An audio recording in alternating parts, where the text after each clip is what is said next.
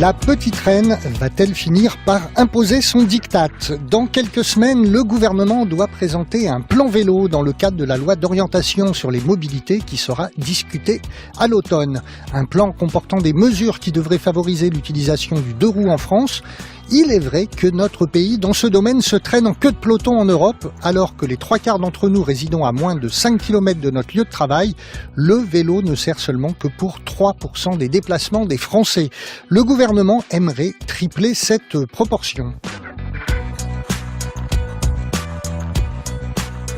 Pourtant, depuis plus de 20 ans, en raison de la congestion des centres-villes et pour des raisons environnementales, les agglomérations multiplient les aménagements pour cyclistes. Les espaces cyclables représentaient au dernier relevé environ 20% de la voirie des villes de plus de 100 000 habitants et de nombreuses communes se sont converties au vélo en libre service. Ces initiatives se font généralement au détriment de la voiture, qui voit son espace dédié se réduire dans les centres et les hypercentres des grandes villes. Alors après des décennies durant lesquelles la voiture était un symbole de modernité et de liberté, c'est au vélo que ce statut est dévolu et l'automobiliste revêt de plus en plus le rôle du conducteur égoïste, pollueur et dangereux pour les autres.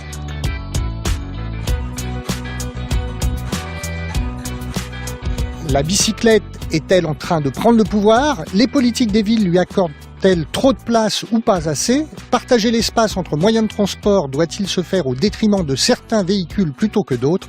C'est ce dont nous allons discuter durant cette heure. Le débat de midi.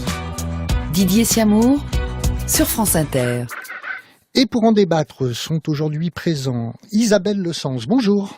Bonjour. Vous êtes élu local du 15e arrondissement, sans étiquette, mais au sein de la majorité Les Républicains, avec le maire du 15e arrondissement étant Philippe Goujon. Et vous êtes également consultante en mobilité. Exact. Avec nous également Olivier Schneider. Bonjour. Bonjour. Vous présidez la Fédération française des usagers de la bicyclette, c'est ça ? Tout à fait. Et puis enfin, en duplex, depuis Périgueux, bonjour Mathieu Flonneau.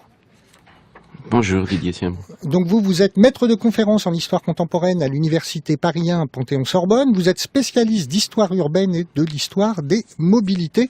Et vous êtes co-auteur avec Jean-Pierre Orfeuille de Vive la route, vive la République, paru en 2016 aux éditions de l'Aube. Alors madame, messieurs, une première question pour commencer. Comment êtes-vous venus à l'émission ? Je dirais que ça n'a aucune importance de le savoir, parce qu'en fait, en plus, j'habite tout près de la maison de la radio. Eh bien, figurez-vous, j'aurais dû venir à pied, et je suis venue à vélo, parce que le vélo me détend un peu plus pour être bien à votre émission. Donc, je suis venue à vélo, mais vraiment, ça n'a... On peut être un très bon avocat du vélo et un très bon technicien du vélo et autres sans être cycliste, à condition naturellement d'être écouté, d'être à l'écoute, et d'avoir une équipe qui sait et de savoir s'entourer. Et Isabelle Le Sens, c'est votre principal moyen de locomotion, le vélo aujourd'hui ? C'est mon préférentiel, on va dire, et dans la pratique c'est le principal, mais si je devais me déplacer beaucoup et loin, je cumulerais, je combinerais, etc. Olivier Schneider, vous, de votre côté ?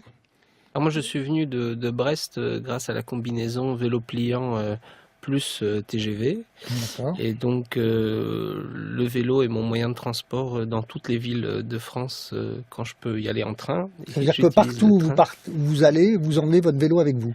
Voilà, il y a même des gens qui me reconnaissent plus à mon vélo qu'à mon visage, si je puis dire. Mais pourquoi est-ce qu'il a une originalité, ce vélo ? Non, il est un peu décoré avec des éléments personnalisés, un peu en cuir. Mais ça montre aussi un problème en France sur le stationnement dans les gares. Je ne peux pas stationner de manière sécurisée un grand vélo, donc j'emmène avec moi un vélo pliant. Par contre, l'avantage, c'est qu'à destination, je peux aussi reprendre et bénéficier du vélo. Alors Mathieu Flonneau, vous êtes donc à France Bleu Périgord, à Périgueux. Merci d'ailleurs à l'équipe de France Bleu qui vous accueille. Comment vous êtes-vous rendu dans notre studio ? Alors là, présentement, pour faire la petite vingtaine de kilomètres et être à l'heure, il m'a fallu prendre l'automobile. Mais si d'aventure, j'avais été à Paris, comme je le fais toujours quand c'est possible, c'est-à-dire que j'étais un grand adepte du service Vélib, et puis la catastrophe étant arrivée, il m'est arrivé de reprendre beaucoup le métro, ce que j'ai regretté, parce que j'adore le vélo, j'adorais le Vélib, et c'est un des éléments du débat, probablement.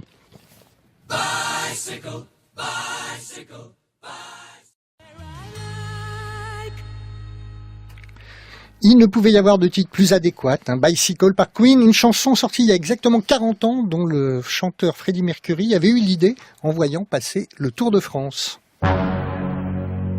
Notre stratégie de mobilité comprendra un plan vélo pour aborder l'ensemble des dimensions de ce sujet: santé publique, infrastructure, éducation, fiscalité. Et une fois que tu as enfin ton Vélib, tu peux utiliser cette magnifique invention de l'homme moderne, la piste cyclable, qui, je le rappelle, est utilisée par deux types de personnes. D'abord, les cyclistes et les gens qui marchent dessus, qui te font chier parce que tu rentres dedans. C'est une piste cyclable qui prend quand même beaucoup de place sur la chaussée, donc c'est sûr que ça réduit la circulation. Mais moi, en tant que cycliste, c'est vrai que c'est vachement chouette de pouvoir passer le long de la Seine à Paris. C'est plutôt agréable. On fait du sport, on bronze, c'est bien. Puis comme ça, en plus, on dépasse les voitures. Donc ça fait super plaisir en plus. Ah non, plus de voiture, ça sert à rien, voiture à Paris, c'est mort. C'est hyper 20e siècle, la voiture. C'est fini. Dans Paris, à vélo, on dépasse les autos. À vélo, dans Paris, on dépasse les taxis. Moi, personnellement, j'utilise les voitures. C'est pas les vélos. Mais je pense que c'est pas mal, c'est pas mal. Ça va être de plus en plus difficile, effectivement. Oui. On impose les gens à faire du vélo. C'est pas la culture française, c'est hollandais. Qu'est-ce que je vais devenir, moi? Eh ben, un piéton, et puis voilà. Vous l'avez compris, nous parlons de vélo aujourd'hui en se demandant quelle place lui accorder dans la cité. Je le disais en introduction, on attend d'ici la mi-septembre la présentation d'un plan vélo par les ministres Elisabeth Borne et Nicolas Hulot. Alors première question à mes participants à ce débat, qu'est-ce que vous attendez de ce plan vélo dans un pays, comme on l'a entendu dans l'extrait, qui n'est pas forcément avec une culture cycliste très développée? Isabelle Le Sens. Pas une question forcément de culture ou quoi, c'est une question d'histoire, par contre, d'histoire d'un pays ou des villes, ça c'est sûr. Écoutez, sincèrement, au point où on en est, et je vais pas être gentille avec mon voisin de table, mais moi je n'en attends vraiment plus rien du tout. Je pense, moi, personnellement, que c'est fichu. Et que tant pis. Pourquoi vous dites ça ? Parce que ce qui en a été vaguement annoncé à la fameuse dernière conférence de presse du début juillet... Fin juin, oui, fin juin. Oui, fin juin, oui. C'était déjà, moi j'ai appelé ça un peu de l'eau de rose, enfin n'importe, enfin... plus de pistes cyclables, je sais pas quoi, enfin des mesures d'accompagnement qui ne provoquent pas de rupture dans l'histoire. C'est-à-dire qu'on continue sur la même lancée. Alors évidemment, bien sûr, pourquoi pas, mais c'est pas ça qui va nous permettre d'atteindre les 20% ou les 25% de part modale qui est attendu du vélo. Aujourd'hui, les ambitions sont déjà plus modestes, puisqu'aujourd'hui, je le disais en introduction, ça représente 3% aujourd'hui des déplacements, l'utilisation du vélo, et l'idée, c'est de le tripler. L'objectif du gouvernement, c'est de le tripler, donc de passer à 9-10%. Et ça fait 20 ans qu'on dit qu'on va atteindre 10, 12%, etc. Et puis bon, ça se fera, mais ça se fera, de toute façon. De toute façon, ça se fera. Olivier Schneider, vous avez des attentes particulières par rapport à ce plan vélo qui est annoncé ? Alors oui, alors nous, ça fait 2 ans qu'on est en campagne, c'est une campagne qu'on a appelée Parlons Vélo, où on a parlé vélo avec tous les candidats aux élections présidentielles, puis aux élections législatives. Ensuite, on a pris part active aux assises de la mobilité. L'extrait de discours que vous avez passé d'Elisabeth Borne, c'était le 13 décembre à la clôture de ces assises. Et c'est vrai qu'on a des attentes très concrètes, enfin des propositions, hein, c'est pas des attentes. Et ces propositions, c'est d'accompagner les collectivités pour créer des vrais réseaux de pistes cyclables, parce qu'il y a de plus en plus de pistes cyclables en France, mais elles ne créent pas de réseau cohérent. C'est de lutter contre le vol, c'est de systématiser l'apprentissage de la mobilité vélo à l'école, c'est des mesures fiscales comme l'indemnité kilométrique vélo. Donc on a toute une liste d'attentes et on sait que elles ont été prises en compte ou pas ? Alors, le problème, c'est pas est-ce qu'elles sont comprises ou pas au niveau du ministère de la Transition écologique et solidaire, c'est est-ce que ensuite l'arbitrage pris par Bercy ou le Premier ministre sur le financement de ces mesures, est-ce qu'il sera favorable ou pas, parce que une politique publique, s'il n'y a pas l'argent qu'il faut avec, on peut avoir toutes les belles paroles, dire faites tous du vélo parce que c'est bon pour l'activité physique, pour le gaz à effet de serre, etc. S'il n'y a pas les financements de ces politiques, notamment nous ce qu'on propose, c'est un fonds vélo de 200 millions d'euros par an qui permettent de lancer des appels à projets pour aider les collectivités. S'il y a beaucoup moins ou rien du tout, en effet, ça va un peu accoucher d'une souris, quoi. Mathieu Flonneau, de votre côté, qu'est-ce que vous pensez de cette annonce de plan vélo pour la mi-septembre? Est-ce que vous en avez des attentes particulières? Est-ce que vous êtes optimiste sur l'utilisation, le développement de l'utilisation du vélo, ou peut-être pas grand-chose? Non, il est certain qu'il y a une pédagogie qui est absolument nécessaire et qui est entreprise, ça vient d'être rappelé par Isabelle Le Sens depuis plus d'une vingtaine d'années, mais que cette pédagogie débouche pour l'instant quand même sur un échec très large du report modal. Ce que l'on constate, c'est qu'il est, et c'est le grand écart que votre mise en contexte, qui était d'ailleurs très pertinente, parce que on est devant des anecdotes, on est devant Louis de Funès qui fait marcher Bourvil finalement, et puis on est devant ce mur écologique, cette transition mobilitaire, cet enjeu que la loi d'orientation sur les mobilités, qui a tout de même été plusieurs fois déjà repoussée, on l'attendait normalement pour le début de l'hiver et on est à la fin de l'été, elle n'est toujours pas là.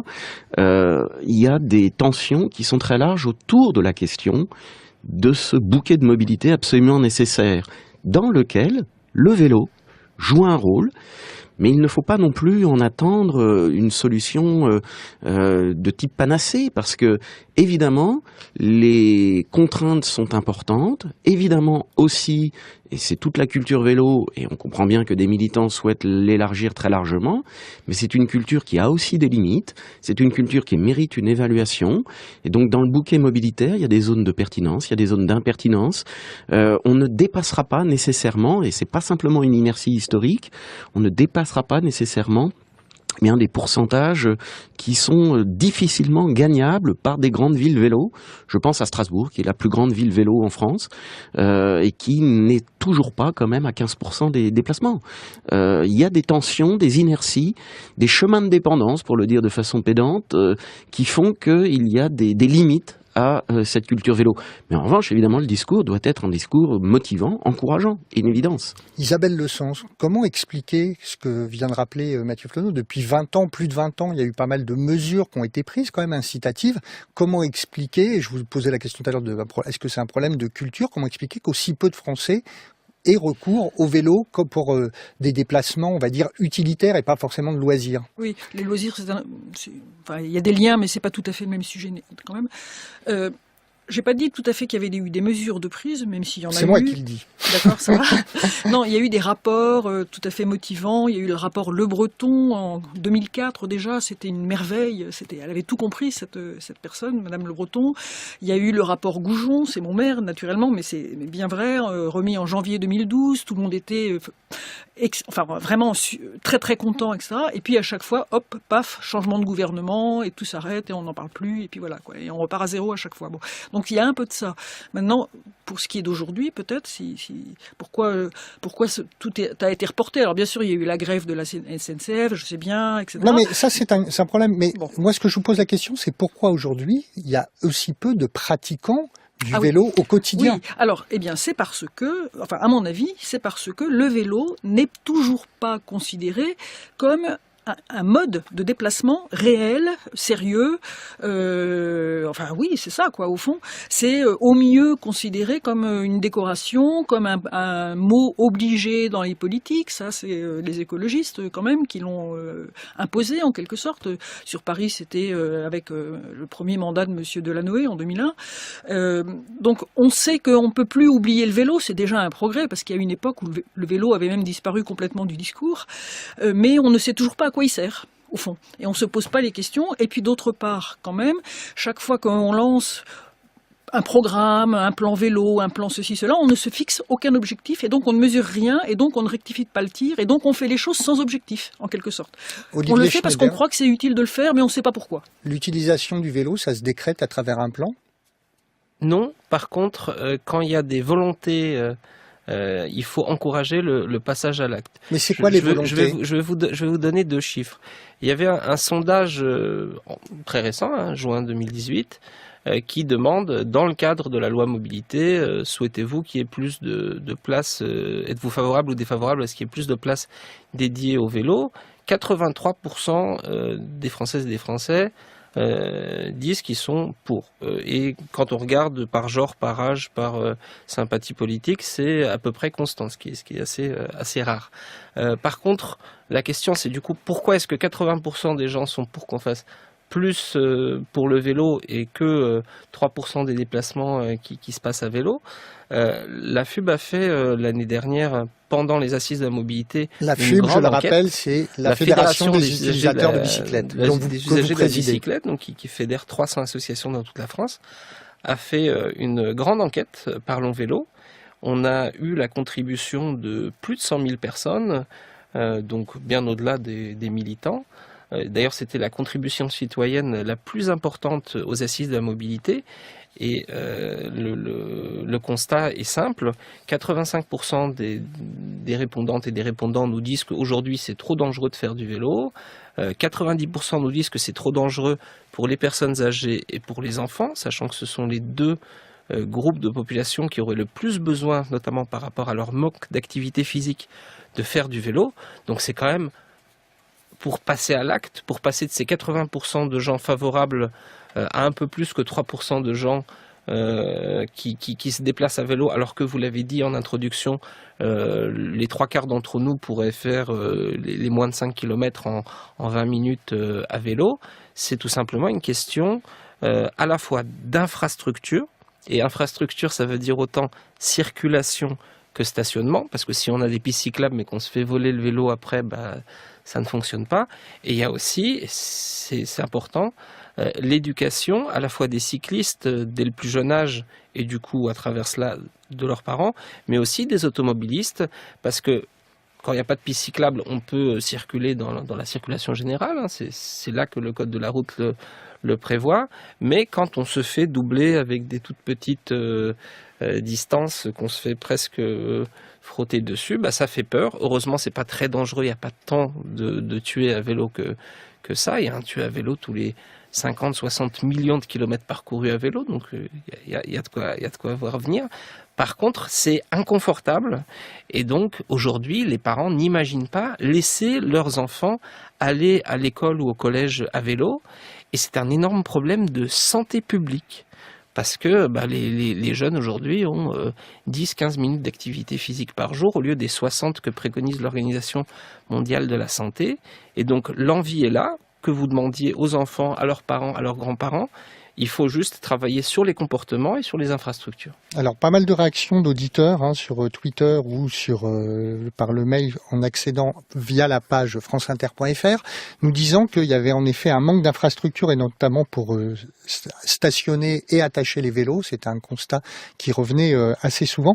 Et puis un autre constat quand même, c'est que beaucoup d'auditeurs dénoncent les incivilités des cyclistes dans la ville en disant que y a quand même un vrai problème de comportement et qu'ils devraient être verbalisés autant que les automobilistes.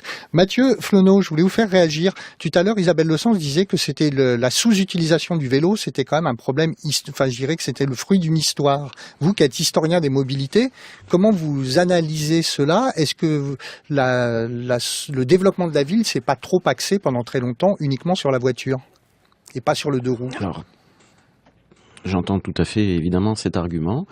Il faut comprendre que l'automobile n'a pas non plus été une intruse dans la ville. C'est-à-dire qu'il y a une co-construction de l'espace urbain, de ses facilités, des aménités urbaines que permettait une plus longue distance de déplacement grâce aux véhicules motorisés, et pas que des automobiles, des autocars, des véhicules utilitaires, et donc une transformation des modes de vie qui a laissé de côté effectivement le vélo pour des trajets domicile-travail qui étaient très largement majoritaires pour les usagers des villes. Mais alors, ce qui parasite aujourd'hui le débat, cela a été dit tout à l'heure, et il ne faut pas le reléguer totalement au chapitre simplement de la marginalité, c'est que beaucoup de ces centres-villes désormais, et naturellement nous le connaissons bien à Paris, beaucoup de ces centres-villes ont changé d'affectation, c'est-à-dire qu'il y a de moins en moins d'emprise pour un travail et des mobilités domicile-travail, mais que ces mobilités ont changé de statut, qu'il y a de plus en plus de mobilités touristiques, et là, que le vélo réclame une place légitime dans l'hypercentre. Pourquoi pas? Mais simplement, cela ne vaut que pour l'hypercentre. Et il faut raisonner aujourd'hui avec une ville qui est très largement étalée, une ville qui est celle du Grand Paris, pour Paris, mais qui est celle des grandes agglomérations de province, qui ont des communautés de communes qui doivent gérer des politiques, qui prennent en compte des déplacements qui peuvent être considérablement allongés. Et là, évidemment, par effet inverse, le vélo perd la légitimité qu'il peut gagner ailleurs. Et c'est cette compensation-là qui est délicate à trouver. Et je dirais que là où il y a le plus besoin de pistes cyclables, ce n'est évidemment plus dans les centres-villes. C'est plutôt dans les proches périphéries, voire un peu plus lointaines, créées comme ce que les Hollandais ont créé il y a déjà une 50aine d'années, c'est-à-dire quasiment des autoroutes à cyclistes dédiées, mais qui n'étaient pas conçues comme étant, alors là je vais employer un mot peut-être un peu polémique, mais sur le mode revanchard de la conquête sur l'automobiliste. Car il ne faut pas essentialiser les comportements. Et le débat n'a rien à gagner, eh bien, à reléguer les uns contre les autres et à nier effectivement ce qui est aujourd'hui fondamental, c'est-à-dire l'intermodalité. On est tantôt cycliste, on est tantôt usager des transports publics, éventuellement des véhicules individuels, et le débat doit être nourri de cette culture plurielle des mobilités. Alors, vous avez suscité pas mal de réactions, en tout cas dans le studio. On va revenir dessus. En attendant, on peut écrire Junior avec un E. C'est quand il s'agit du trio féminin avec son titre Magnifique. C'était magnifique, ce n'est pas une appréciation, c'est le titre de la chanson interprétée par Junior, un titre choisi par Elsa Béranger qui est en charge de la programmation musicale de l'émission. Celle-ci est réalisée par Stéphane Ronxin, assisté de Florent Beauvalet et Stéphane Beaujat, et elle a été préparée par Nathan Gallo et Aurore Mansip. Le débat de midi. Didier Siamour sur France Inter. On revient à notre débat sur la place du vélo dans la ville. Et alors, si le vélo peut être une solution à certains maux, il ne répond pas toujours aux problèmes d'acheminement au centre-ville et notamment des problèmes de livraison pour les commerçants. Nous avons Mathieu Guyon au téléphone. Bonjour. Oui, bonjour. Vous êtes président de l'association des commerçants et riverains du cœur de Paris. Voilà. Comment vous réagissez aujourd'hui au développement du vélo justement dans le centre-ville de Paris ? Alors, nous, il n'y a pas de souci pour le vélo en termes, et c'est normal, il faut protéger le vélo.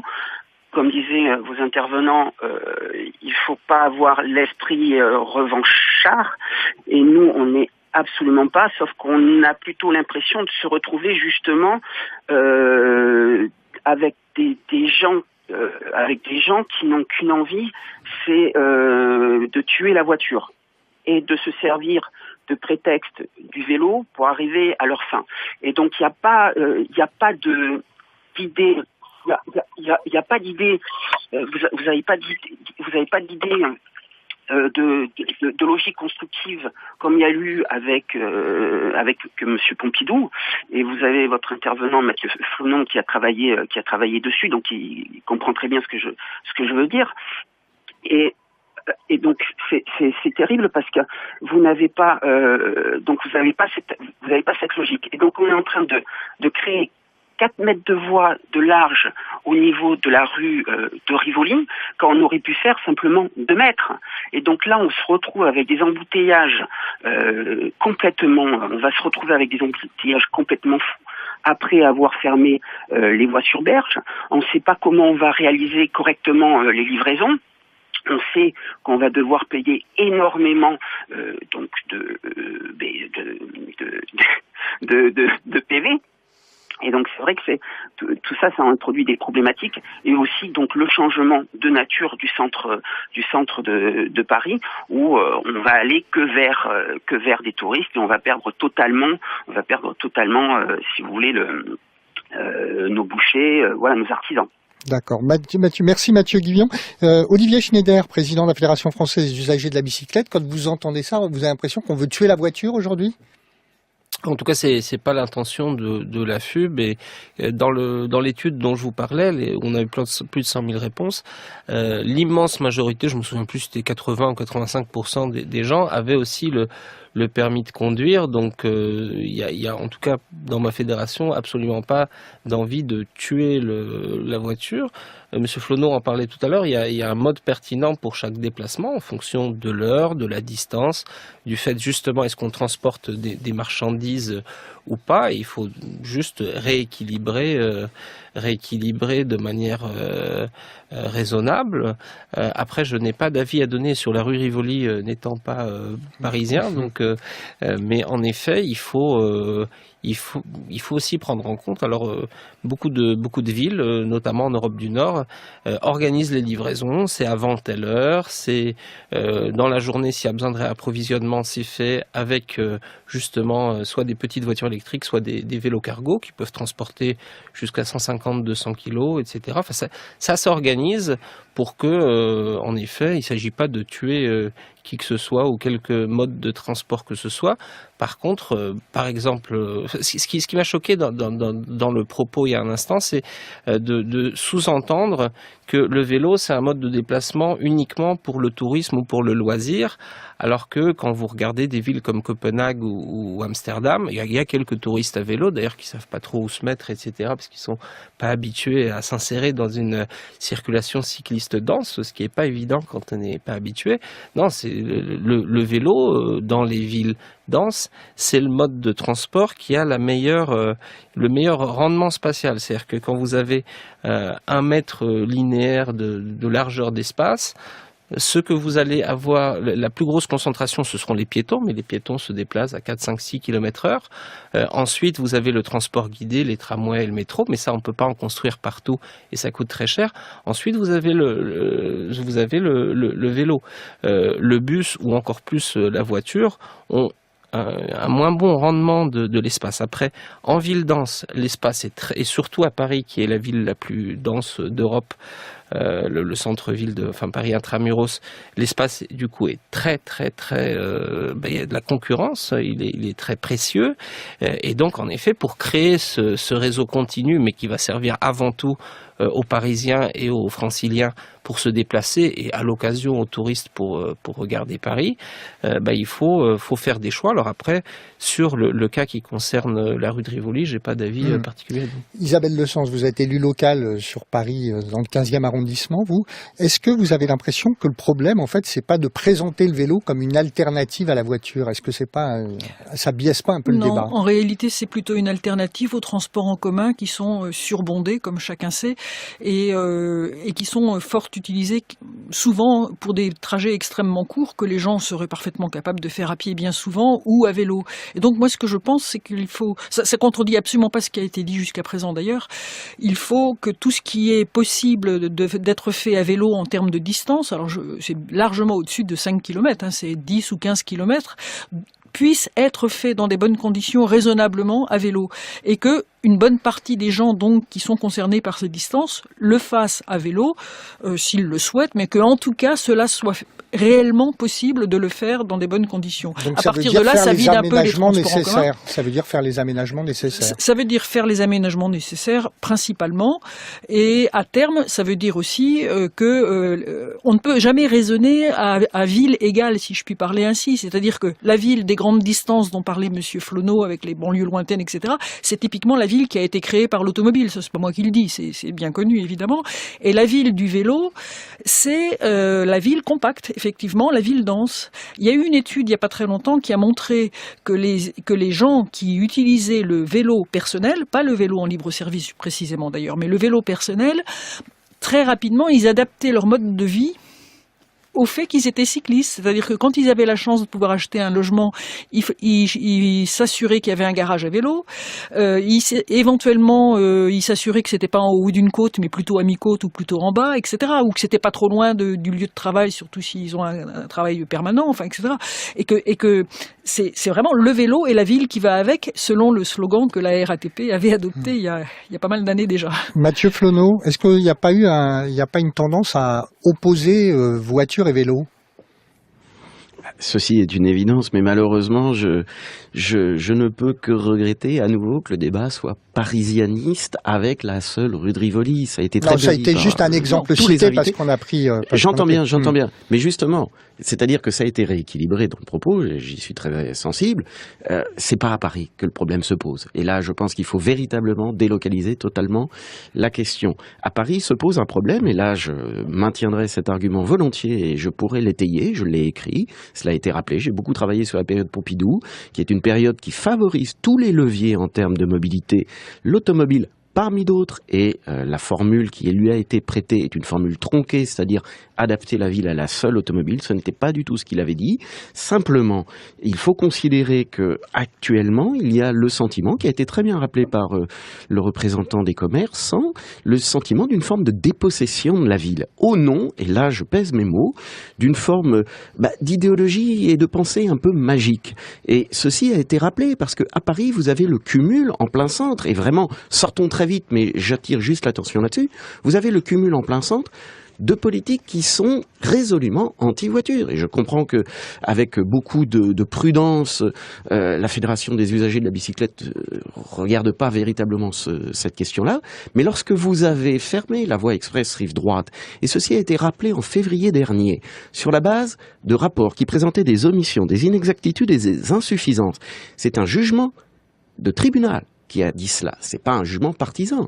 Eh bien, partant de là, vous avez une politique qui, à certains égards, et on peut le comprendre, mais il faut l'avouer, qui, à certains égards, eh bien, sélectionne les usagers, sélectionne les habitants. Alors, oublions vite Paris, parce que véritablement, je crois que le surinvestissement parisianiste nuit au débat, et regardons plutôt là où des investissements, et sans doute à moindre coût, seraient plus pertinents.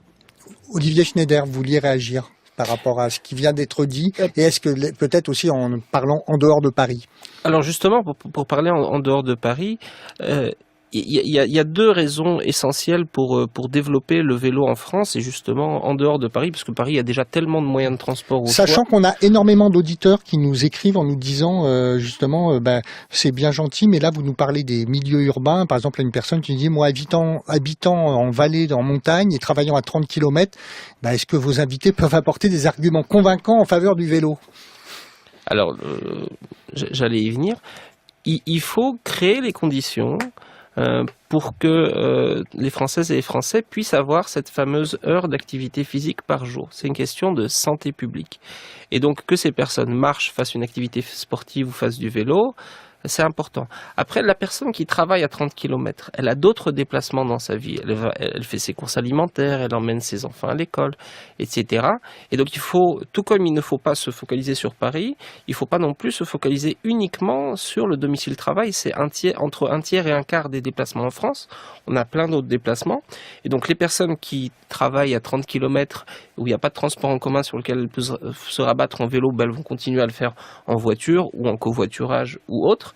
Par contre, c'est important de faire en sorte que, où qu'on habite, que ce soit en milieu rural, périurbain ou urbain, on puisse avoir, que ce soit à pied ou à vélo, cette activité physique. Et donc ça passe par des infrastructures de stationnement, et notamment du stationnement en gare. Parce qu'aujourd'hui, plutôt que de se poser la question de fermer les fameuses petites lignes de train ou de réduire les dessertes, il faut se demander comment apporter plus de passagers pour que ces trains, en effet, c'est désolant quand on voit un train vide, même si c'est confortable quand on est seul dedans. Et donc, c'est en créant Monsieur Flonneau parlait de l'intermodalité, c'est en créant ce stationnement et en travaillant évidemment sur l'aménagement pour faire les premiers 3-4 km jusqu'à la gare, qu'on va rendre crédible le vélo, pas uniquement dans les cœurs de la vingtaine de métropoles qu'on a en France, mais pour toutes les Françaises et tous les Français. Et l'autre solution, c'est la solution que c'est une mobilité qui est bon marché, à la fois pour la collectivité, mais aussi pour l'usager. Alors après, quand c'est des distances plus importantes, on peut prendre des vélos assistance électrique, dont il ne faut pas abuser, mais qui rendent quand même beaucoup de services. Mais ce que vous êtes en train de nous dire, c'est qu'en fait, il faut quand même avoir, et là-dessus tout le monde semble d'accord, une réflexion assez globale qui ne se résume pas qu'au vélo, qui soit sur les différents moyens de transport. Mais alors du coup, Isabelle Le Sens, la question que je vous pose, c'est est-ce qu'on n'en a pas du coup trop fait uniquement pour le vélo et pas assez pour les autres? Non, on en a vraiment pas fait pour le vélo, et je suis obligée de parler un peu de Paris parce que c'est mon champ d'action actuel. Allez, on revient sur Paris. Mais... Oui, je sais bien. Mais bon, je vais en sortir si possible juste après. Mais en tout cas, ce que je constate très concrètement ici, c'est que bien sûr qu'on n'en a pas fait assez, puisqu'il y a un tas de parcours qui sont extrêmement désagréables à faire ou qui sont vécus comme des parcours d'obstacles. Donc évidemment, ça suffit pas. Mais en même temps, la ville de Paris a tendance à faire des aménagements sans tenir compte du contexte, sans accompagner les modifications que cela doit induire, etc. Alors je peux donner au moins 2 exemples très rapidement, je vous rassure.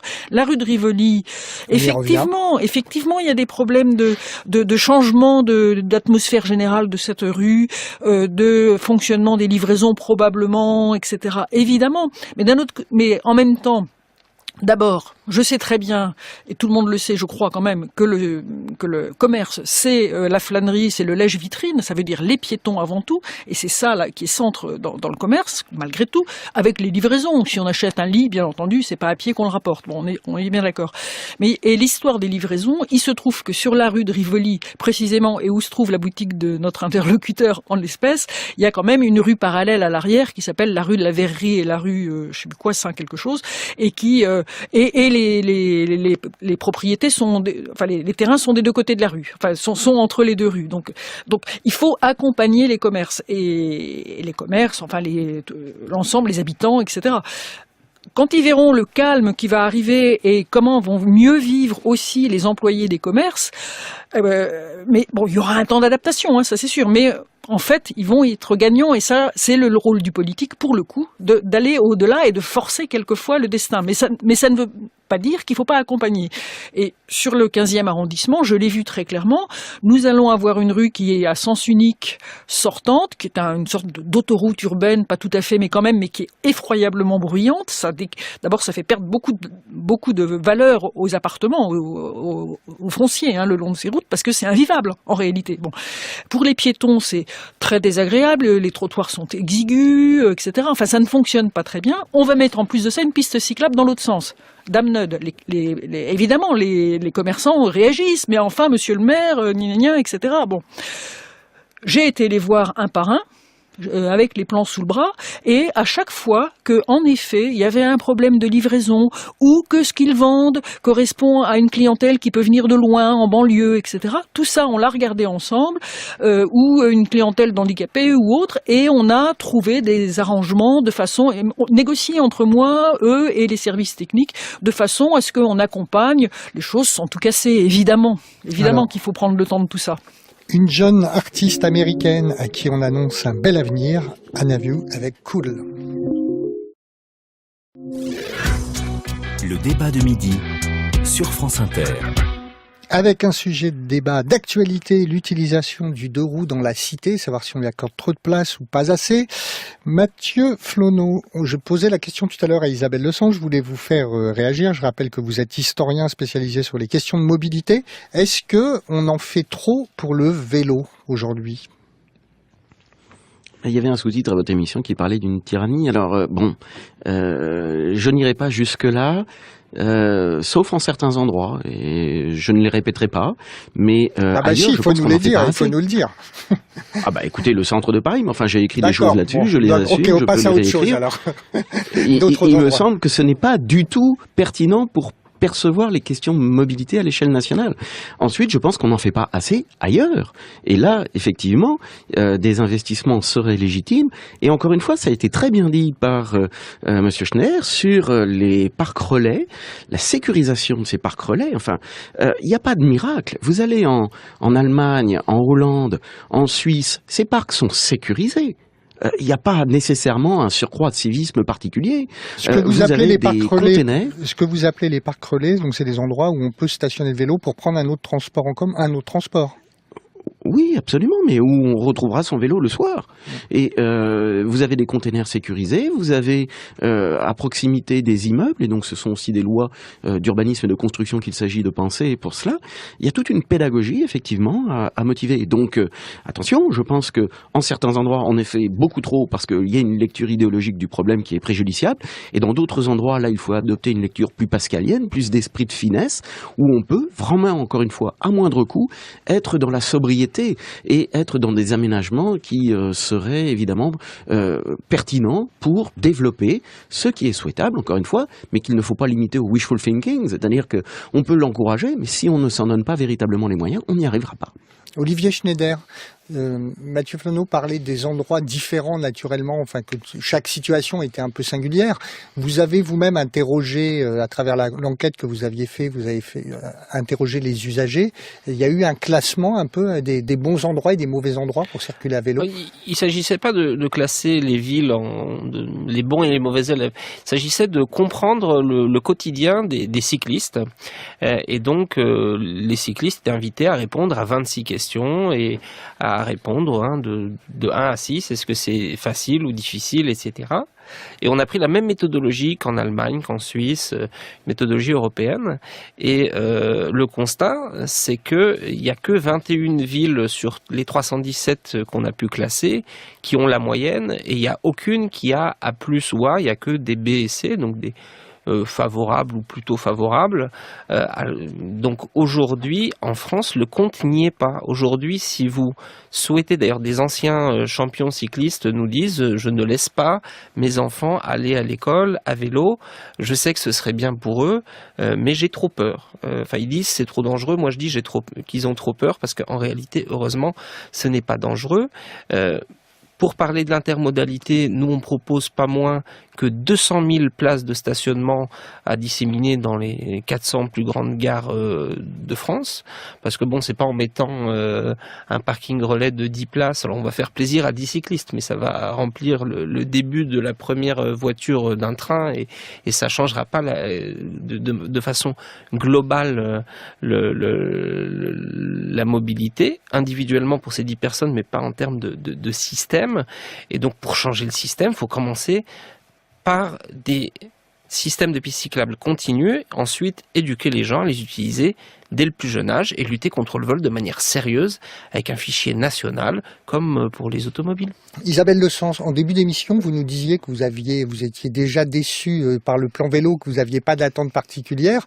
S'il y avait pour vous une ou deux mesures importantes qui devraient être prises pour favoriser le vélo, quelle serait-elle ? Oui, alors moi j'ai le sentiment que la loi ne doit pas accompagner, mais poser des principes forts. Et le principe fort que j'attends, c'est la subsidiarité, ce qu'on appelle. C'est-à-dire que d'abord on pense piéton, ensuite vélo pour agrandir le rayon d'action des piétons, et ensuite tout ce qui manque, ce qu'on ne peut pas faire à pied ou à vélo, ce qui est trop loin, etc. Alors on accompagne avec des transports en commun, des transports à la demande, des taxis, des voitures particulières, des motos, enfin, etc., etc. Mais qu'on pose par principe que le mode de déplacement urbain, c'est le piéton, et ensuite le cycliste. Voilà. Ça, c'est la première chose. Et d'autre part, moi, j'aimerais beaucoup qu'on remette à plat le code de la route, qui, faut-il le rappeler, n'a jamais été débattu à l'Assemblée nationale ni au Sénat, qui se décide dans les bureaux de la sécurité routière, grosso modo, et qui est complètement véreux. Enfin, bon, ne serait-ce que le montant des amendes qui est le même pour un camion que pour un cycliste. Enfin, c'est à titre d'exemple que je dis ça. Et en même temps, beaucoup d'auditeurs nous disent qu'il faudrait verbaliser autant les cyclistes qu'on verbalise les autres usagers de la route. Merci beaucoup, messieurs, dames. Isabelle Le Sens, donc vous êtes élu local du 15e arrondissement. Olivier Schneider, président de la Fédération française des usagers de la bicyclette. Et puis, nous avions en duplex depuis Périgueux Mathieu Flonneau, maître en conférence en histoire contemporaine à l'Université de Paris 1 et président de l'Association internationale des mobilités.